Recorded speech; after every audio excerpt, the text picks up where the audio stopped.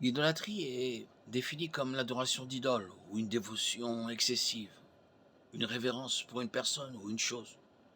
Une idole est tout ce qui remplace le seul vrai Dieu. La forme d'idolâtrie la plus répandue à l'époque biblique était l'adoration d'images censées incarner diverses divinités païennes.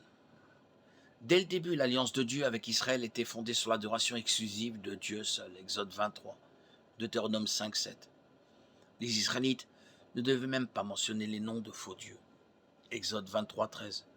Car cela équivaudrait à reconnaître leur existence et à donner du crédit à leur pouvoir et à leur influence sur le peuple. Il a été interdit à Israël de se marier avec des personnes d'autres cultures qui embrassaient de faux dieux, car Dieu savait que cela conduirait à un compromis. Le livre d'Osée utilise l'image de l'adultère pour décrire la poursuite continuelle d'Israël après d'autres dieux, comme une femme infidèle court après d'autres hommes. L'histoire d'Israël est une triste chronique d'adoration d'idoles, de punition, de restauration et de pardon, suivie d'un retour à l'idolâtrie.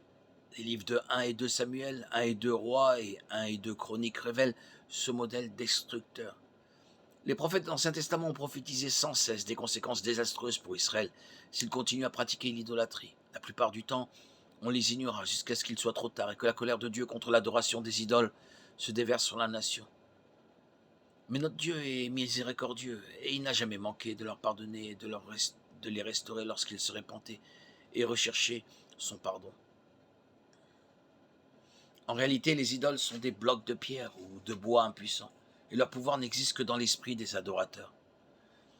L'idole du dieu Dagon fut renversée 2 fois par Dieu pour montrer aux Philistins qui était Dieu et qui ne l'était pas. 1 Samuel 5, 1, 5.